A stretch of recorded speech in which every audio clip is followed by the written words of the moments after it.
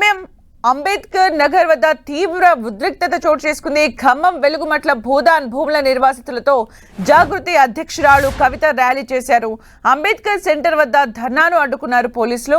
దీంతో ఖమ్మం అంబేద్కర్ సెంటర్ వద్ద ట్రాఫిక్ కు అంతరాయం ఏర్పడింది. అంబేద్కర్ సెంటర్ వద్ద విగ్రహానికి వినతి పత్రం ఇచ్చిన కవిత భూదాన్ భూ నిర్వాసితులు బాధితులను పరామర్శించారు.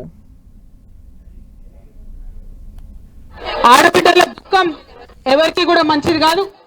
మరి ఇంతమంది ఆడబిడ్డల ఉసురు ఇవాళ ఖచ్చితంగా ఈ ప్రభుత్వాలకి నాయకులకి తగులుతుందని నేను బలంగా నమ్ముతున్నా. ఎందుకంటే ఒక్క ఆడబిడ్డ ఏడుస్తేనే ఆ ఇంటికి మంచిది కాదంటారు. అటువంటిది ఇక్కడ ఇంతమంది ఆడబిడ్డలు మిమ్మల్ని చూస్తుంటే కడుపు తరుగుపోతుంది. చిన్న చిన్న పిల్లల్ని ఎత్తుకొని ఎగ్జామ్స్ జరుగుతున్నాయి, ఒక పక్కన స్కూళ్ళల్లోకి వాళ్ళు వెళ్ళి పరీక్షలు రాయాలి. ఇల్లు మంచిగుండి అంత మంచిగుంటే కూడా పిల్లలు ఎగ్జామ్ రాయడానికి టెన్షన్ పడతారు. అట్లాంటిది రాత్రికి రాత్రి బుల్డోజర్లు వచ్చి కొట్టి పడేసి పుస్తకాలతో సహా మొత్తానికి నేలమట్టం చేసినారు మీ ఇండ్లన్నీ. అవి చూస్తుంటే చాలా బాధ అనిపించింది.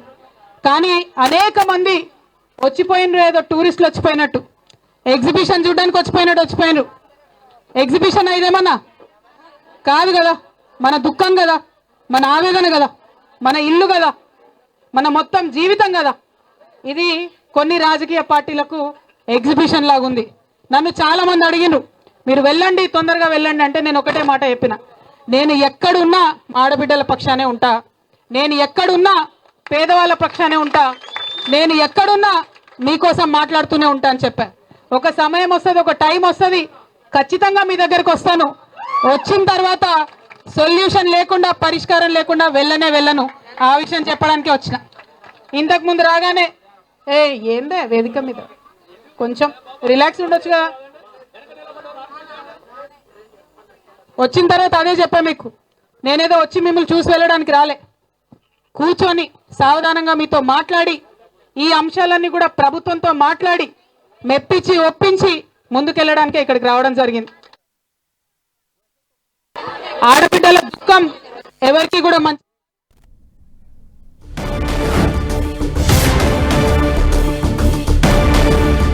ఖమ్మం అంబేద్కర్ సెంటర్ దగ్గర ప్రస్తుత పరిస్థితికి సంబంధించి మరిన్ని అప్డేట్స్ మా ప్రతినిధి సైదులు అందిస్తారు. సైదులు.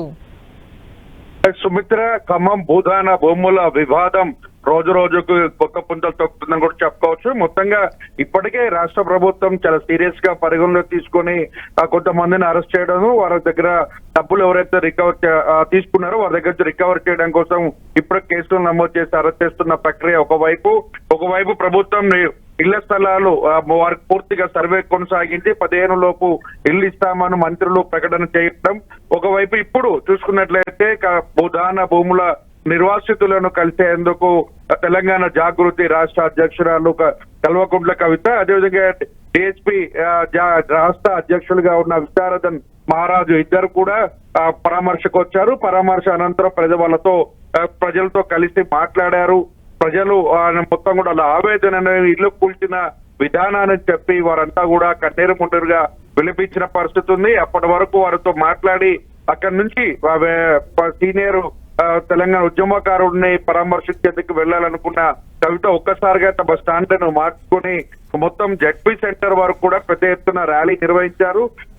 అంబేద్కర్ విగ్రహానికి సమస్యలతో కూడినటువంటి వినతి పత్రం అందజేసిన తర్వాత కార్యకర్తలతో రోడ్డుపై బైఠాయించడంతో ఒకసారిగా అటు పోలీసులకు అటు కవిత కార్యకర్తలకు మధ్య తోపులాట చోటు చేసుకోవడంతో ఒక మహిళ కానిస్టేబుల్ కూడా గాయాలైన ఆమెను ఆసుపత్రికి కూడా తరలించిన పరిస్థితి కొనసాగుతుంది. ఒక ఉద్రిక్తమైన వాతావరణం నెలకొందని కూడా చెప్పుకోవచ్చు. ఒక ఆడబిడ్డ ఏడిస్తే ఆ ఇంటికి మంచిది కాదు.